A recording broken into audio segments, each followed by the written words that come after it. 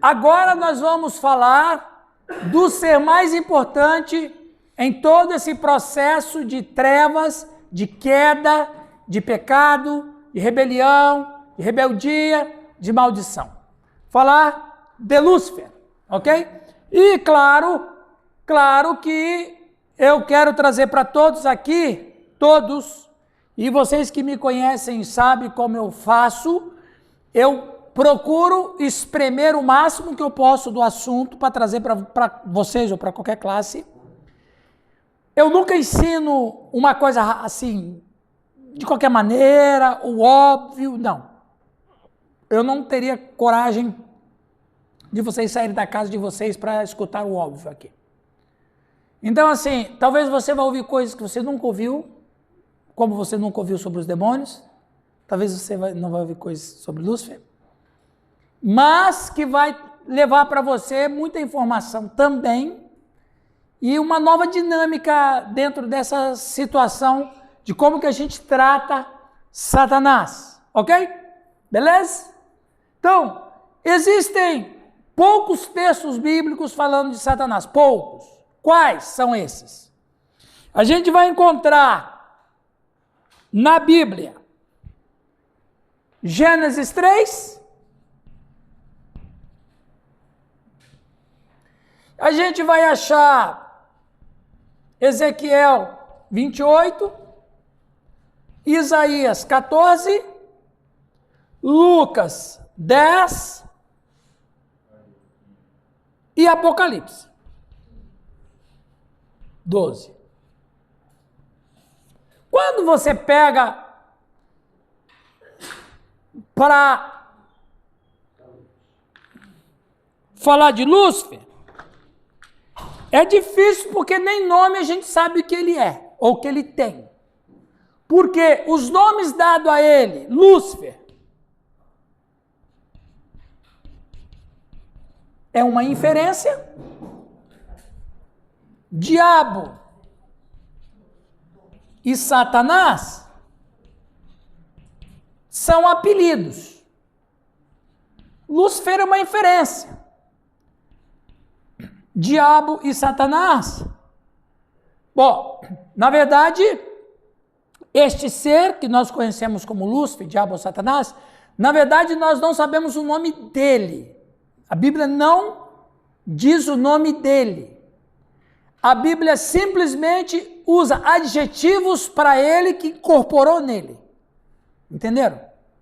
Ou não entenderam? Por exemplo, a palavra Lúcifer, do latim Lucifer, estrela brilhante.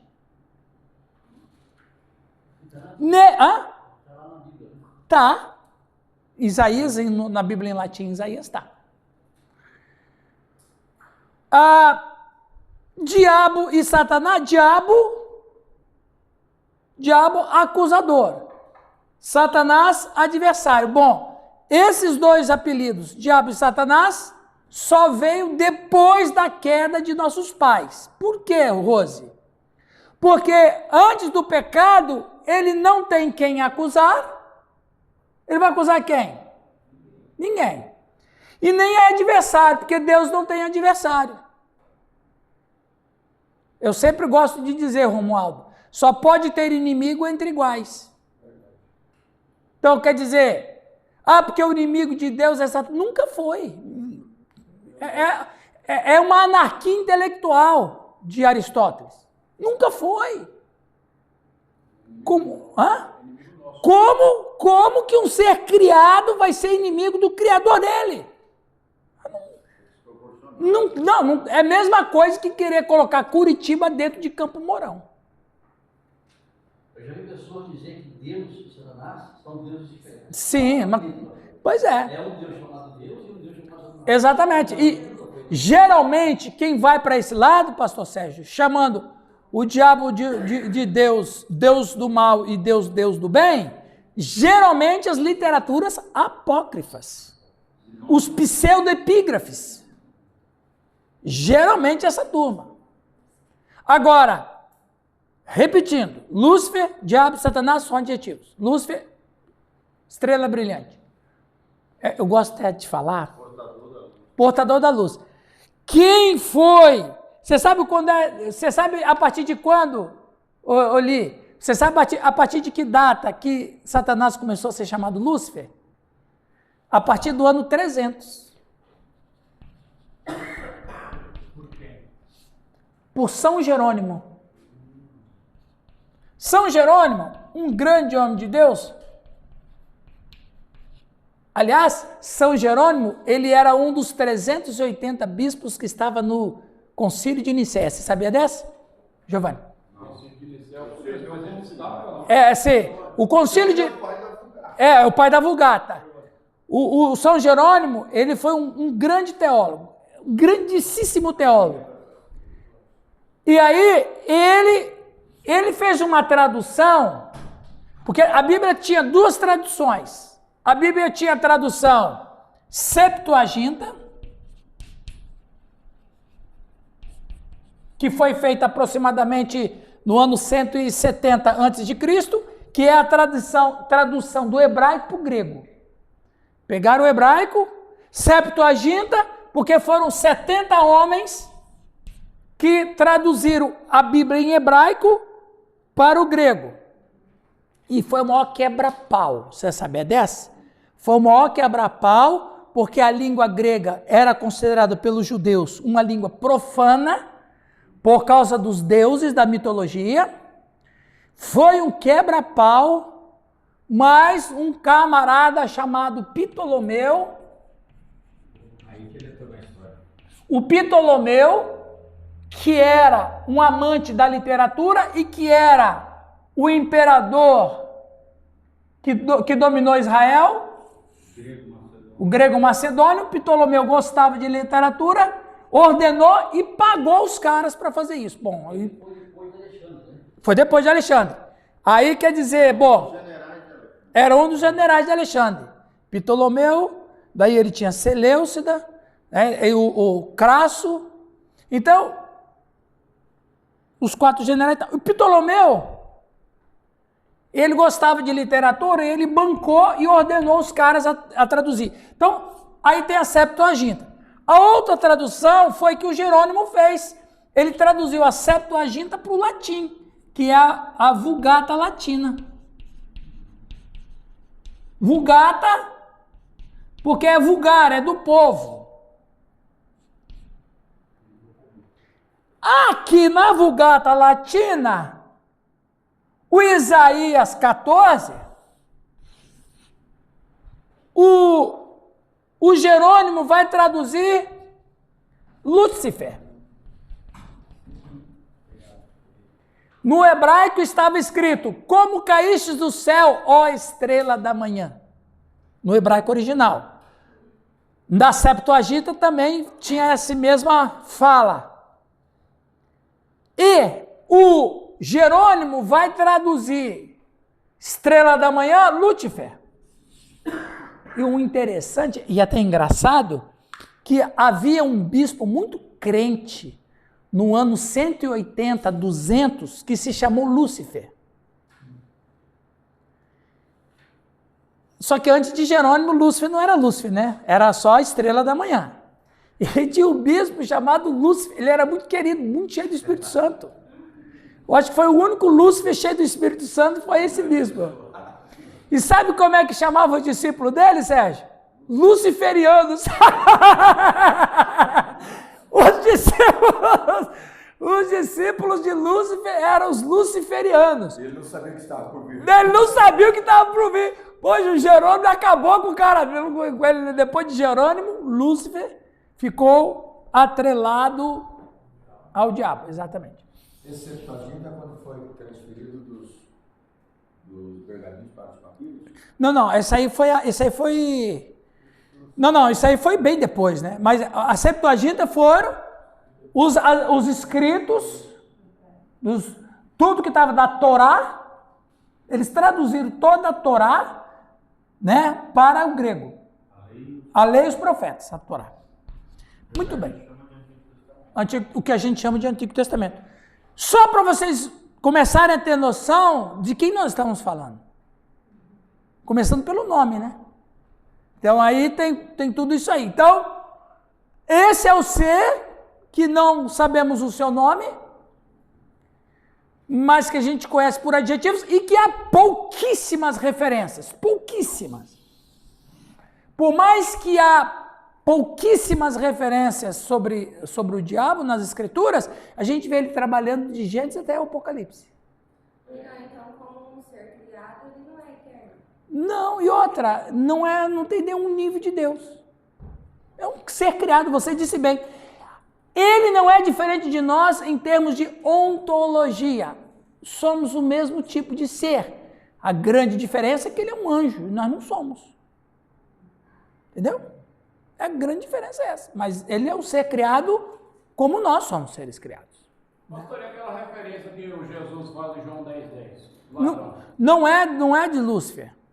Ele está chamando o ladrão, o texto de João 10:10, o ladrão vem somente para roubar, matar e destruir. Ele está falando dos fariseus. Mas muitos pastores, ou a maioria, usam. Mas pode usar, não tem problema, porque afinal de contas, ele faz isso mesmo. Mas dizer que esse texto é em relação a Lúcifer, não é. Entendeu? Você pode dizer que ele faz a mesma coisa. E na verdade, Jesus está fazendo uma denúncia grave dos fariseus. Sim, é usado muito como o diabo. Exato. É porque é isso aí mesmo, né? Mas textualmente falando, não tem nada a ver. Não tem nada a ver. Aliás, há muitos textos na Bíblia que não tem nada a ver que você pode aplicar. Como eis que eu estou à porta e bato. Não tem nada a ver de Jesus estar batendo na porta do coração do pecador. Ele está batendo na igreja. A igreja expulsou Jesus. Então, né? E assim. A gente já prega para... É aquela história. A Bíblia é um livro tão maravilhoso, né? Por exemplo, falando da Septuaginta. Uma das coisas que tem na Septuaginta que os judeus bloquearam é o antropomorfismo que existe. Antropomorfismo. Que também tem zoomorfismo. E também tem figuras de linguagem. Por que isso?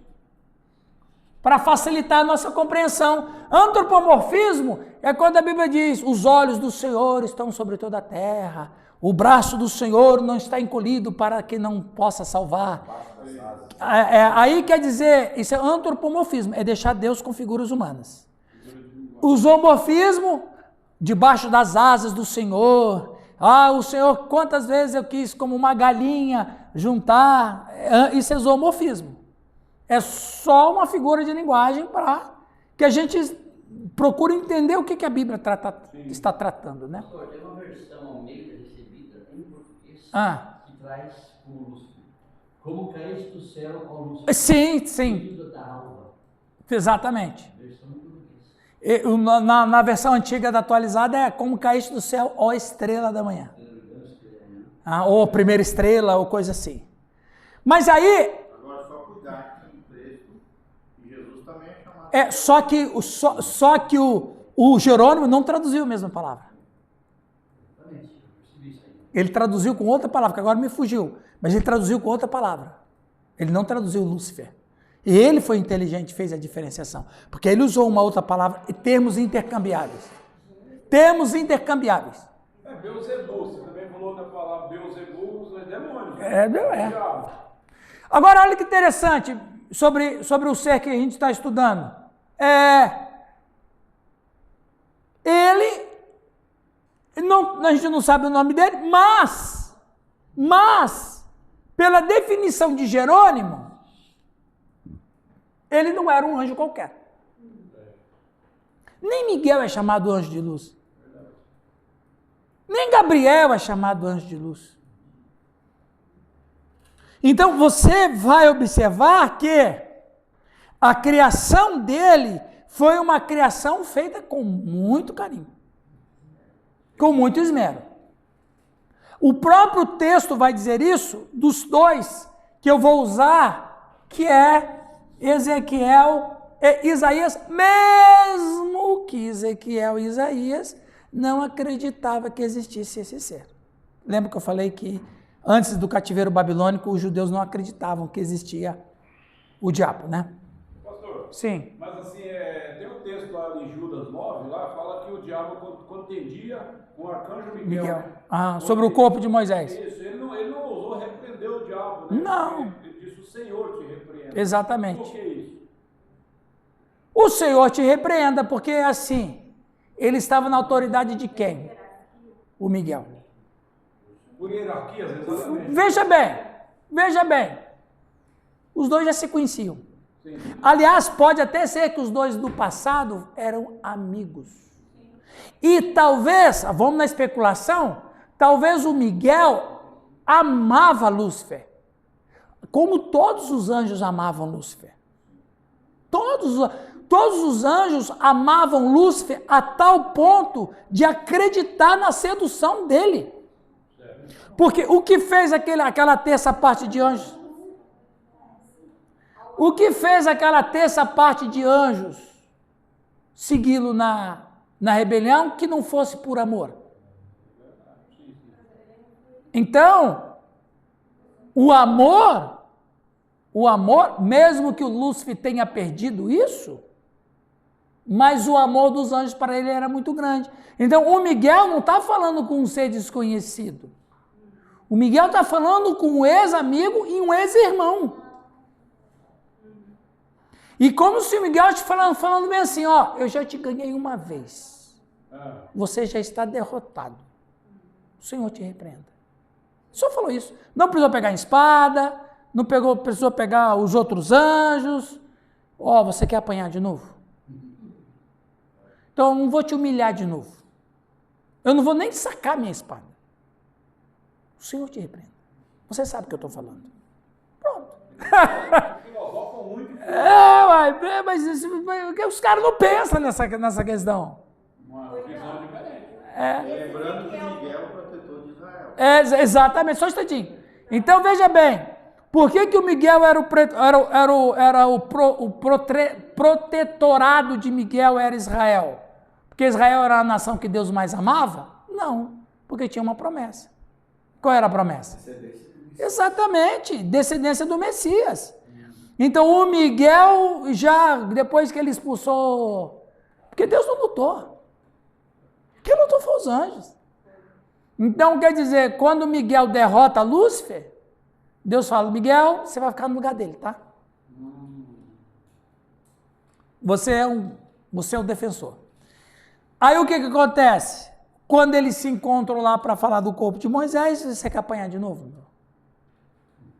Eu já te bati uma vez. O Senhor te repreenda. Acabou. Fala, Vânia. Ezequiel 28 é a descrição dele? Eu vou chegar lá.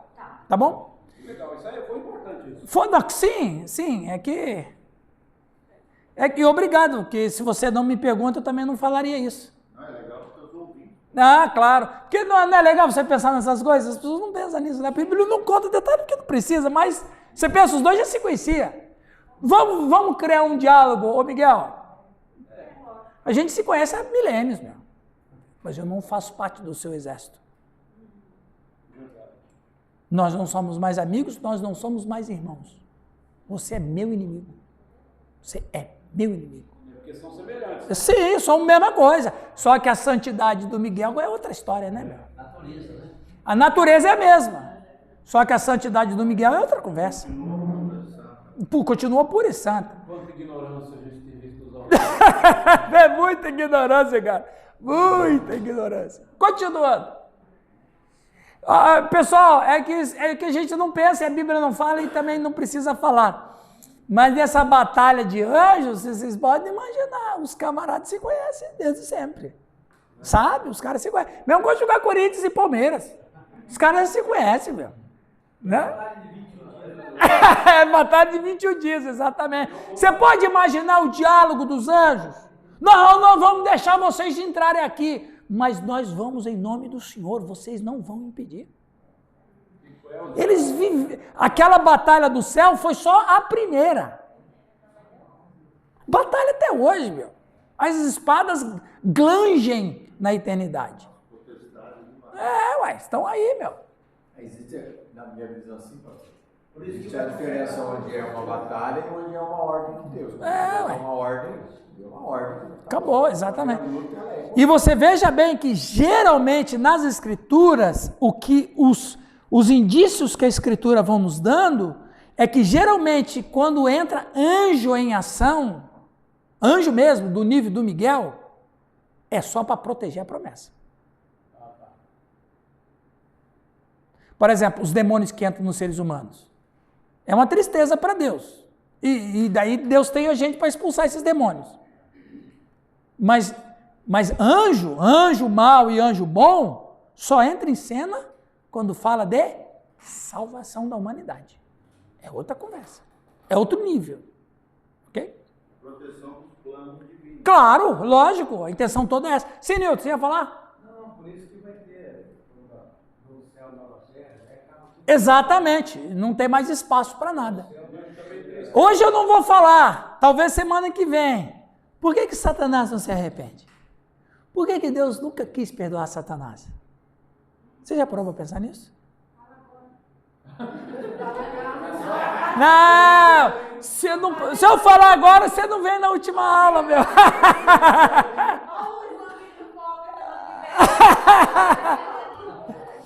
Porque as pessoas pensam assim, Sérgio, pô, se Deus perdoou todos os pecadores e Lúcifer é um pecador, por que Deus não vai perdoar ele? Calma. Vocês acham que eu cavei a fundo, pessoal? Eu cavei a fundo, aqui é o poço de Jacó, meu. Tem que dar água, meu. Só a cena do próximo capítulo. Eu vou colocar lá no grupo, né? Você sabe por que Deus nunca perdoou Satanás? Vê na próxima aula, exatamente. Você sabe que Newton também é triste hoje, né? Tá, né? Tá sozinho. Tá ali, sobe, não tá nem provocando você direito, nada. Ô, Nilton, você tá gostando? Bem, você tá gostando? Ficou dormindo. Viu? Eu acho que ela não gostou, não voltou. Ai, Marcos, você é uma piada. Mas cadê o casal Tá pendurado. Alex e Suzy? Pois é, tô sentindo falta deles também. Continuando. Antes da gente falar disso, eu preciso, como professor, dar detalhes. Por quê, pessoal? Porque é o seguinte, os dois textos mais contundentes sobre Lúcifer é Ezequiel 28 e Isaías 14, certo? Certo, Giovanni? Certo, pessoal? Certo, Lucas? Não é isso aí, Sérgio? Porém, Ezequiel, olha lá, ele fala de Tiro. Isaías fala de Babilônia.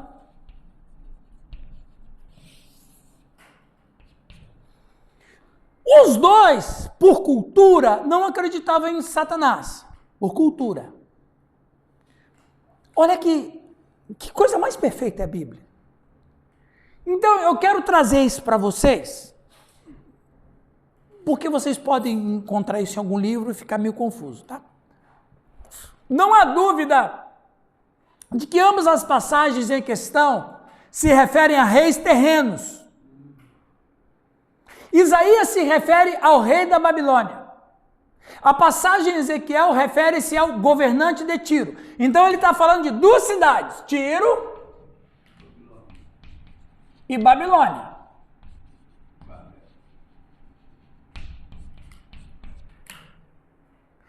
Eu até acredito, aí é uma minha interpretação, que Deus fez isso para não confundir a cabeça dos dois, respeitando até a cultura e a crença deles.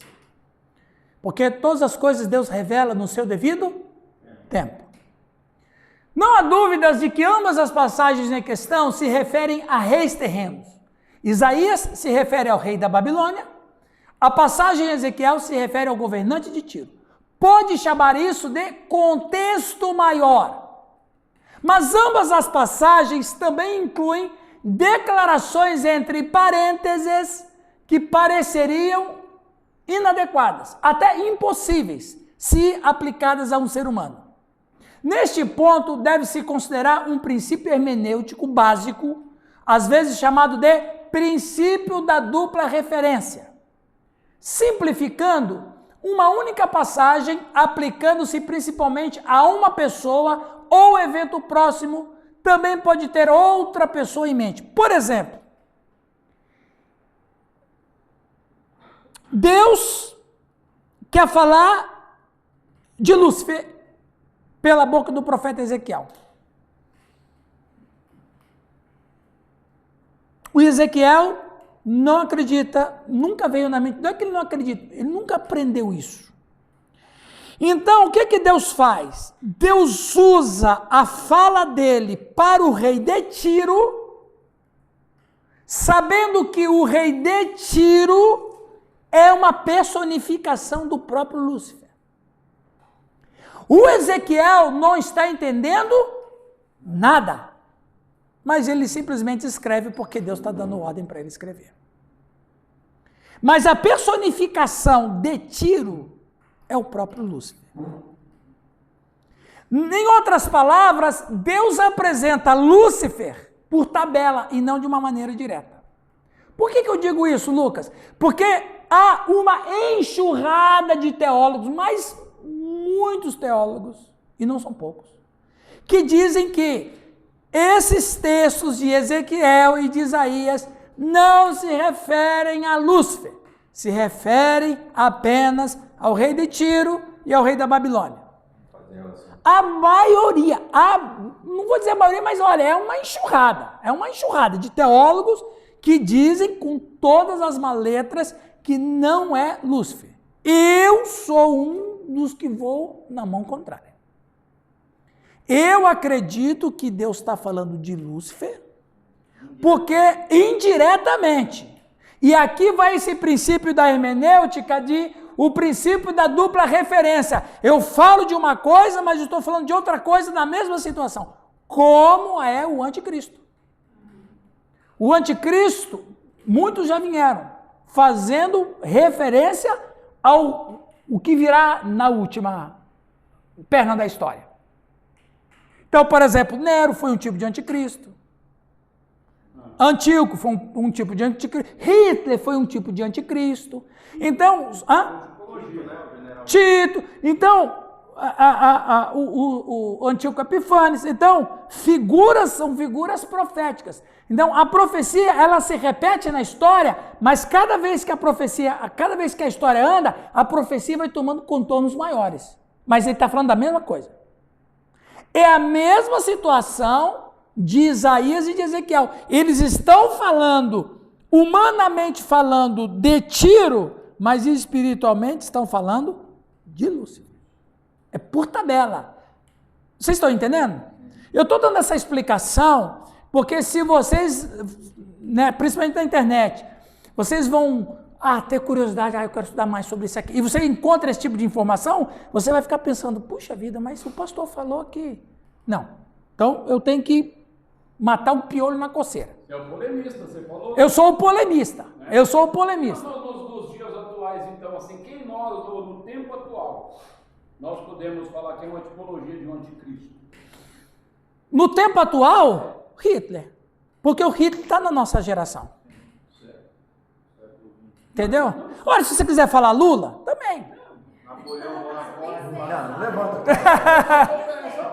Viu? Não, mas então, porque quando você estuda a história longa, você tem que pegar a geração, né? Então o Hitler está perto de nós, 80 anos. Entendeu? E assim, a gente vai.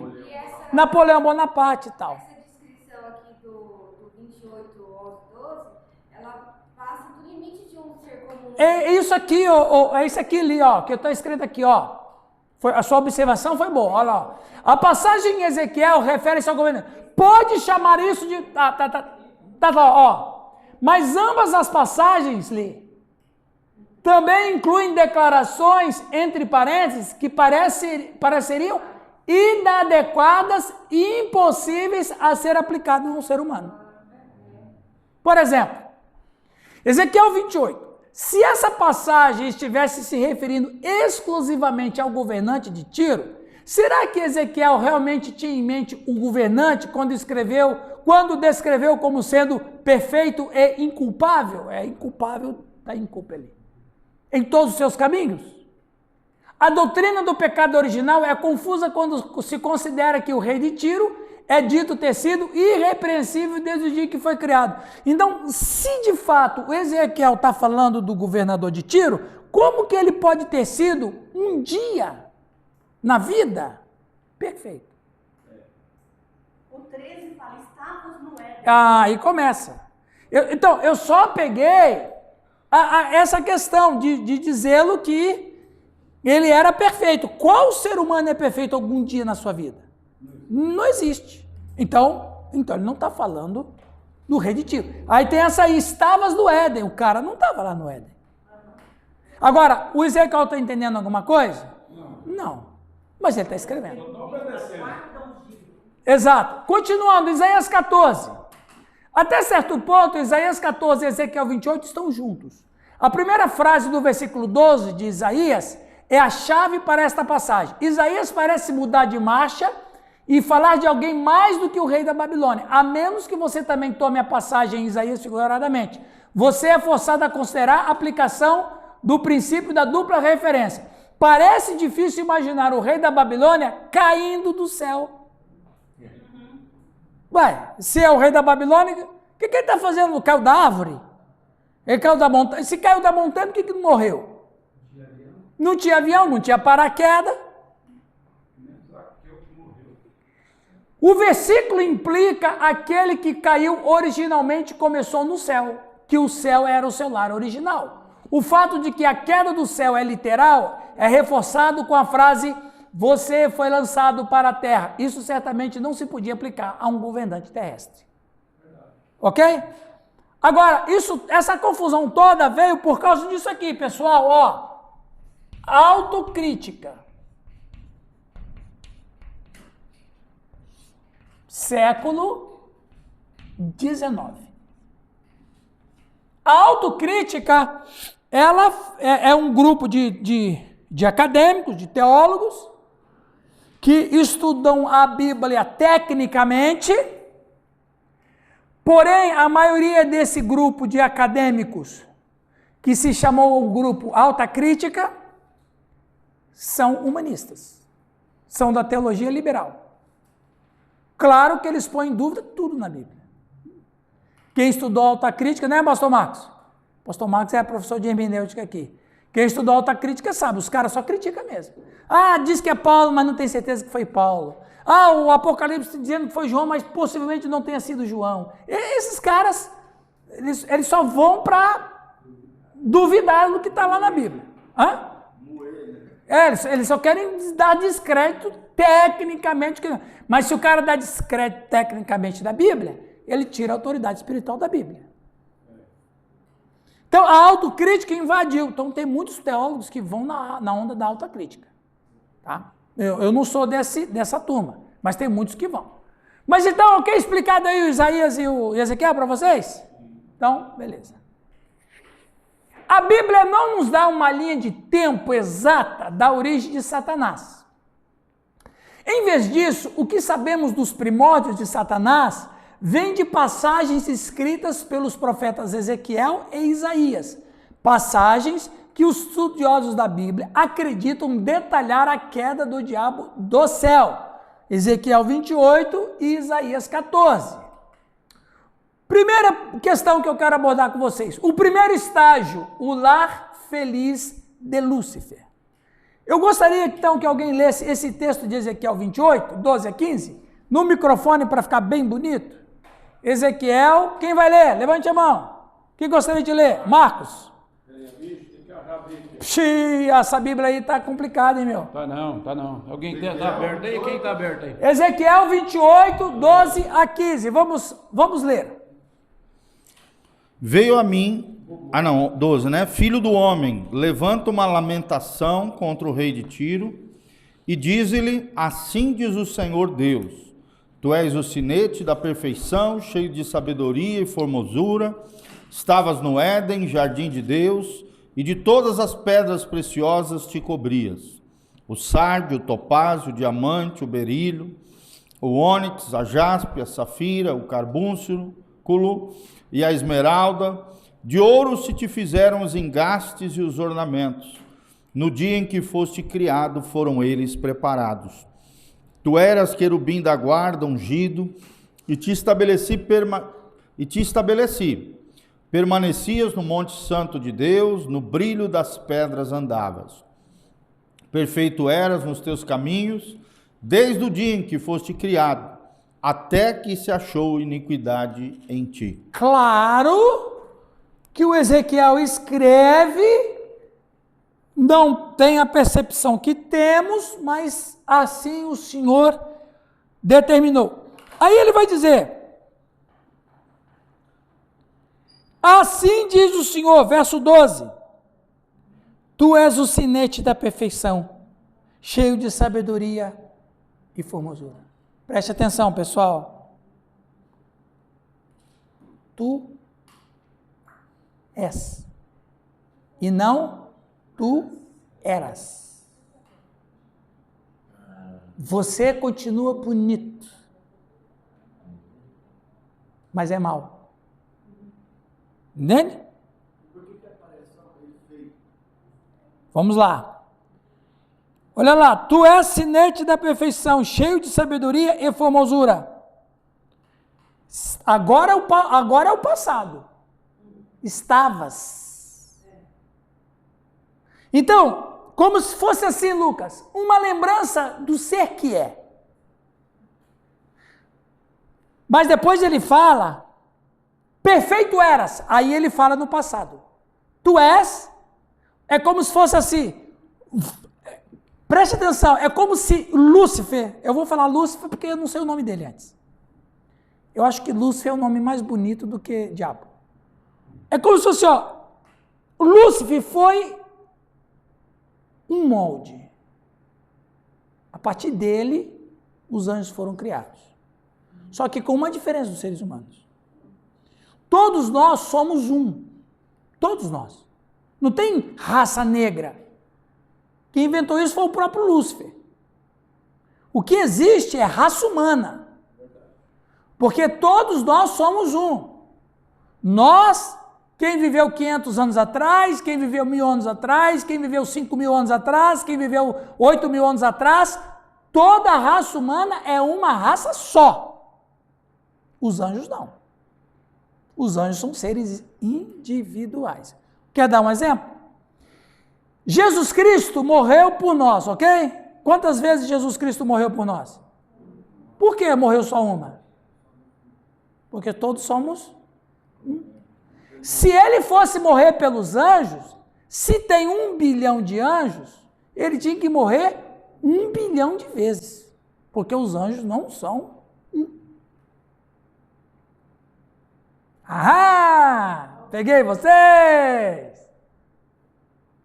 Os anjos são seres criados, mas só os humanos é um. Porque ele disse para Adão isso. De ti, né?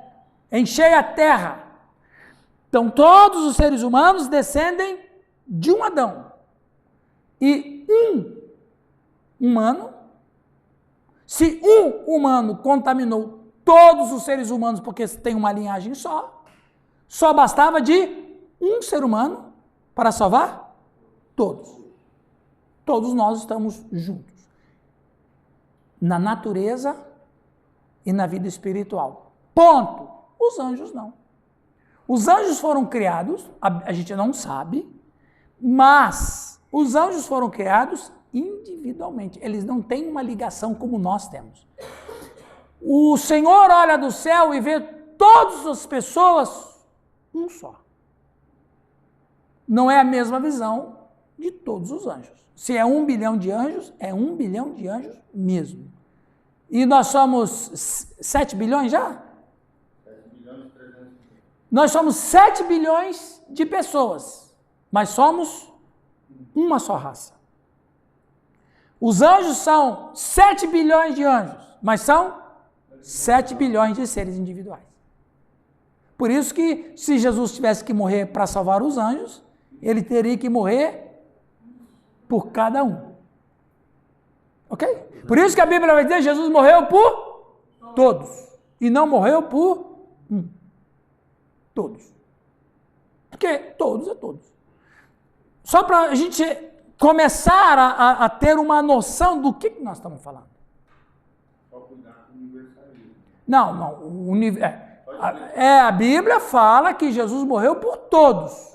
Mas nem todos serão salvos, porque aí é aquela questão que ele nos ensinou. Ele nos ensinou. O pai da igreja fora do seu tempo. Que crueldade. Não, padrasto não. Padrasto, vocês estão de sacanagem. Ele nos ensinou salvação objetiva e salvação subjetiva.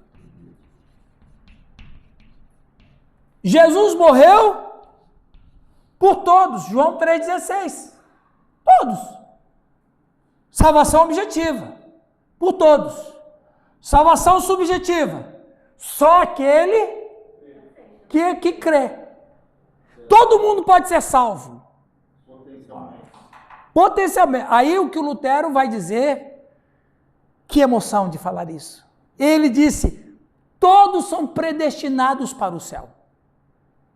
Porque Jesus morreu por todos. Mas só pode ir para o céu quem crê. Quem pessoalmente crê. Quem pessoalmente estende a mão para receber esse presente. Mas a mesa está para... Banquete é para todos. Só se aproxima e come a comida quem for até a mesa. Então, assim, Jesus morreu por todo mundo. Os anjos não. Cada anjo é um anjo diferente. Mas assim, é como se Lúcifer fosse assim, o padrão. A partir dele, vai criando esse. Só lembrando dos anjos, você falando de anjo. E ó, Acampa ao redor de quem teme. quem teme e os livra. Olha que interessante. No céu estava repleto de seres angelicais que amavam fazer a vontade de Deus e todos desfrutavam no céu de perfeita paz e harmonia. O céu, sob o comando compassivo do Pai, Filho e Espírito Santo, provou ser um lugar de perfeita paz e alegria. Você pode imaginar que coisa linda era o céu antes da rebelião. Maravilhoso. Lugar de extrema paz, alegria, amor. Respirava-se uma atmosfera maravilhosa. Dá para entender, pastor, que mesmo assim, com tudo isso que existiam alguns que estavam insatisfeitos? Não tinha isso. Não havia isso. Mas eu vou chegar lá. Com a presença, olha que coisa interessante. Com a presença dos seres celestiais, dos anjos, glorificando a Deus, o texto de Jó, ele é emblemático, porque o Jó, no livro de Jó, vai dizer e vai dar uma referência muito interessante. Quem lê Jó 38, 3 a 7? Vamos ver se eu leio. Até ele abrir a Bíblia dele ali, ó, a Bíblia dele está sem bateria. Ô Marcos, você já imaginou se fosse expulsar demônio usando o tablet, cara? Você falava assim pro demônio, espera um pouquinho que eu tô, deixa a Bíblia... Aguenta aí! Aguenta aí! Eu já vi. Aguenta aí! Eu já vi um pastor falando assim, ó, um cara endemoniado, ele fala, demônio, sai dele, fica de lado, volta a pessoa. Bom, você podia ler ali também, né? Mas tá bom. Ah, você não falou, pô? 8, né? É, não, os 3 a 7. 3 ao 7. Isso. Tá, vamos lá. Agora cinge os teus lombos como homem, e perguntar-te-ei, e tu me ensinarás. Onde estavas tu quando eu fundava a terra? Faze-me saber se tens inteligência. Quem lhe pôs as medidas, se é que o sabes? Ou quem estendeu sobre ela o cordel? sobre o que estão fundadas as suas bases, ou quem assentou a sua pedra de esquina. Quando as estrelas da alva juntas alegremente cantavam e todos os filhos de Deus jubilavam. Esse texto de Jó é assim, maravilhoso. Porque ele está revelando aqui, Rose, Deus questionando Jó, falando sobre a criação do mundo. Aí Deus pergunta, quem estendeu, sobre que estão fundadas as suas bases, ou quem lhe assentou a pedra angular? Quando as estrelas da alva juntas alegremente cantavam e rejubilavam todos os filhos de Deus. Preste atenção, aqui você está dizendo que nós temos estrelas da alva e filhos de Deus. Pode ser os mesmos anjos, pode ser outros seres, mas o que o texto em Jó está dizendo é que quando Deus criava o planeta, criou o planeta com uma plateia louvando. Ou Deus criou o mundo debaixo de louvor, de música. E quem cantava? Os anjos. Quem estava entre os anjos cantando? Lúcifer. Aliás, quem é que dominava os anjos? Lúcifer. Quem é que dava ordem para os anjos adorarem a Deus? Lúcifer. E todos cumpriam isso, porque todos amavam todos, principalmente o Senhor. Fala. A impressão que dá é que os anjos eles foram criados para executar e obedecer.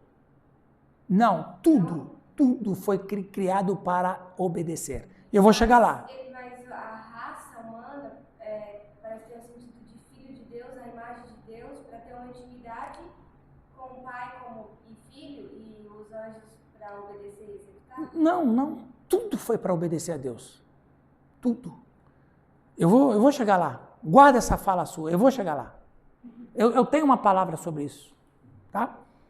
Então, você veja, aqui nós vemos que há um princípio de que o mundo foi feito debaixo de louvor. Gênesis, nós estamos falando de Gênesis 1. Gênesis 1. No princípio criou Deus os céus e a terra. É o famoso Bereshit bara Elohim. Deus está criando. Gênesis 1:1. Os anjos estão louvando a Deus. Gênesis 1:1. Os filhos da alva estão glorificando a Deus no ato da criação. Gênesis 1:1. Os caras viram Deus fazendo isso aqui. Então era muito fácil para Lúcifer vir para esse mundo destruir. Ele viu como é que fez. Ele viu como é que foi feito. Exato. Continuando. Estamos terminando essa parte. Mas Deus escolheu um extraordinário anjo para atuar como líder em toda a multidão celestial, que era Lúcifer, portador da luz. A tarefa de Lúcifer era difundir a luz e a vontade do conhecimento de Deus a todos os outros anjos. É a inferência em Ezequiel 28, olha lá. Tu és o sinete da perfeição, cheio de sabedoria e formosura. Verso 14. Tu eras querubim da guarda do ungido, e te estabeleci. Permanecias no monte santo de Deus. Permanecia no monte santo de Deus. Não era qualquer um que estava lá. Não era. Não era. No brilho das pedras andava. Então, a partir dele, os anjos obedeciam à voz de Deus, em adoração. Esse querubim foi o maior ser criado por Deus e assumia a posição mais próxima do trono de Deus. Era o máximo que um ser criado podia chegar, é onde Lúcifer estava. Nenhum outro ser, pelo menos o texto vai dizer isso, nenhum outro anjo chegou tão próximo do trono do que ele. Ele foi o que chegou mais próximo. Ele só não podia chegar muito mais lá, porque o Tiago vai dizer que a Trindade habita em luz inacessível. Luz inacessível quer dizer um lugar onde não tem acesso. Aquela plaquinha lá, permitida só para funcionário. Só entra a Trindade. Aqui só entra a Trindade. Mas ele estava no limite que podia. Estando diretamente sob a autoridade de Jesus.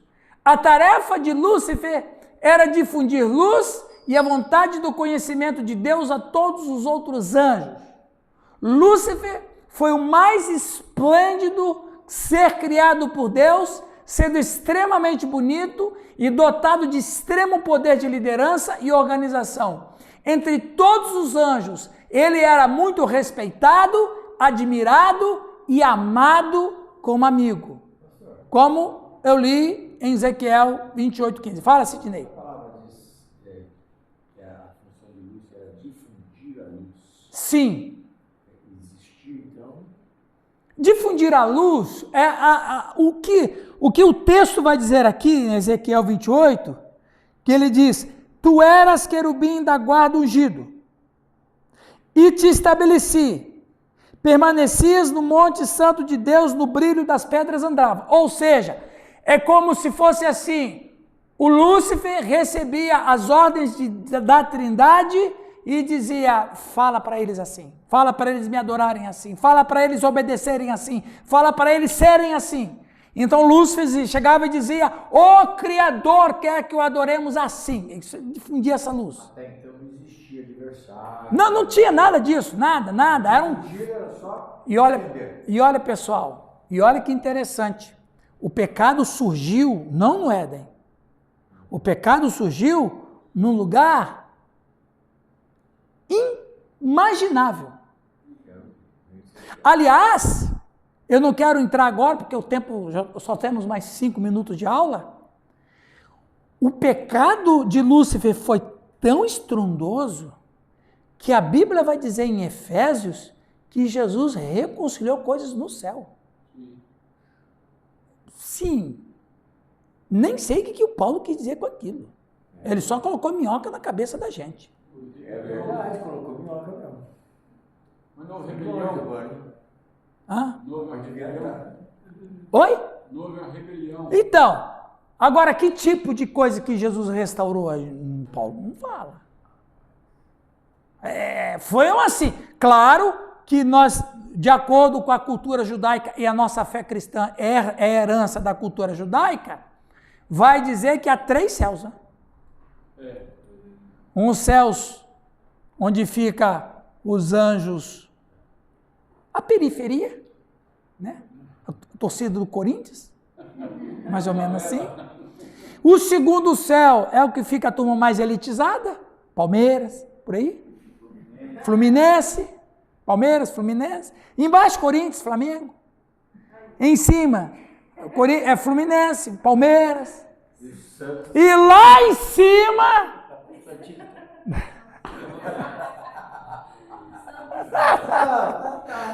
Aí lá em cima, o top dos tops, lá ninguém entra. Então, aí o segundo lugar eram os anjos mais elitizados, e o Lúcifer estava lá. Mas a rebelião aconteceu, como os gregos diziam, no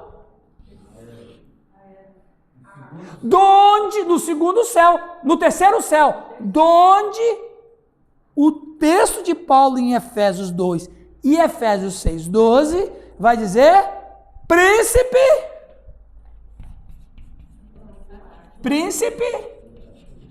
da potestade do Aeros. Olha que impressionante.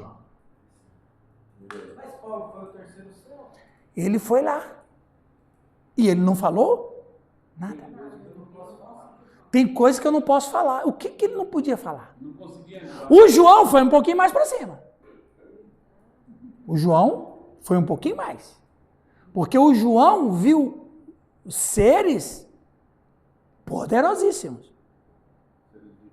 seres viventes, seres de 4 olhos.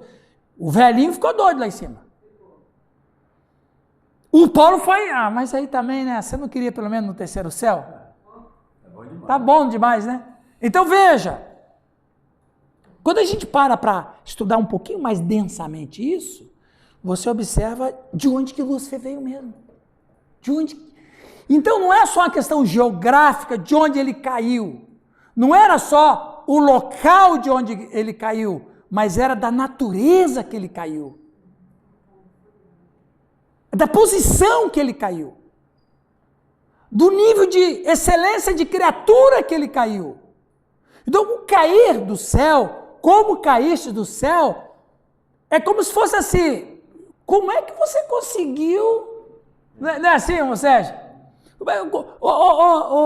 Vamos pensar assim, Rose, como é que você conseguiu sair daquela situação com um carro sem combustível numa estrada deserta? Como você conseguiu sair? Ou seja, é uma impossibilidade.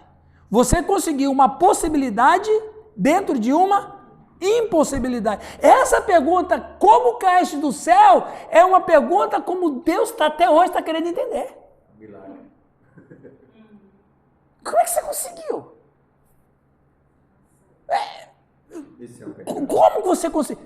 Essa fala, como caíste do céu, não é que ele está dizendo a maneira como ele caiu, mas é a falta de entendimento do motivo que ele caiu. Isso é o pecado. É como se fosse assim, você tinha tudo para continuar aqui.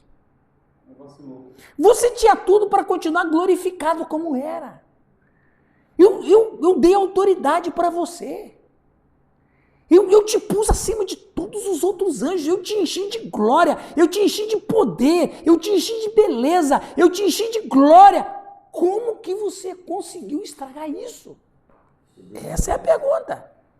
E mais, eu te pus num nível tão alto e a perfeição era tão grande que os outros anjos olhavam você e nunca desejou o seu lugar. Eles estavam felizes em ter você como líder. Eles amavam você e não amavam a sua posição. Sabe por quê? Porque enquanto você ensinava-os a amar a mim, eles estavam felizes e completos. Enquanto você difundia a luz que eu dei ordem para você difundir, eles não ficavam pensando que poderiam estar no seu lugar. Como que você conseguiu fazer isso? Você não tinha inimigos, você não tinha ninguém que invejava o seu poder, você não tinha ninguém que queria o seu lugar, você não tinha ninguém puxando o seu tapete, você tinha meu amor, você tinha a minha autoridade, você tinha a minha beleza, você tinha a minha santidade. Como que você conseguiu estragar isso? Que bobagem você fez! Essa fala é de Deus na boca do profeta Ezequiel. Como caístes do céu. Esse como caístes do céu tem um monte de coisas por detrás, não é só uma frase aleatória. Não é só uma frase aleatória. Percebe? Está claro para vocês assim? É uma coisa de doido. Sabe, o ser que tinha tudo para... Preste atenção, se não tem rebelião no céu, esse mundo era perfeito. Com pessoas perfeitas, porque Deus deu a ordem para Adão e Eva se procriarem antes do pecado.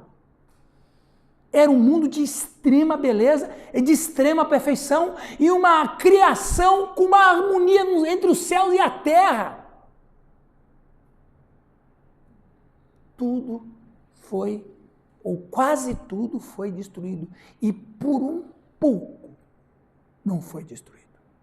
Se a Trindade não tem onisciência, não teria plano B. Como caístes do céu, ó estrela da manhã. E essa fala de Deus é como se fosse lembrando quem ele era. E Deus vai jogando sinete da perfeição, beleza. Você andava nos... Deus vai dando argumento para ele no sentido assim, você não tinha motivo para fazer o que você fez. Nada te faltava. Nada te faltava como ser criado. Nada te faltava como ser que eu criei. Para minha glória. Nada te faltava. Você não era feliz. Você não era frustrado. O que realmente aconteceu com você? Pensa. Pensa. Chega, né? Continua, tá muito bom.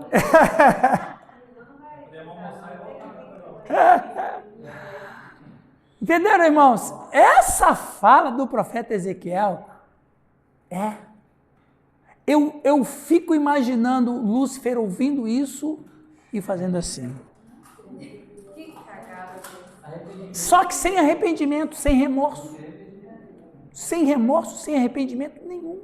Como um psicopata. Ausência de sentimento. Porque a partir do momento que ele se rebelou contra Deus, ele perdeu a possibilidade disso. Ele perdeu a possibilidade. Perdeu a possibilidade disso. Ok? Ele não foi um ser criado que foi sugestionado para pecar. Ele foi um ser criado e pecou por si só. E assim o mal toma conta dele. E estando no estado perfeito. Como caíste do céu, ó estrela da manhã? Como que você conseguiu o impossível? Inventou algo que não existia. Exatamente. E o algo que ele inventou? Pecado. Amém, meus irmãos?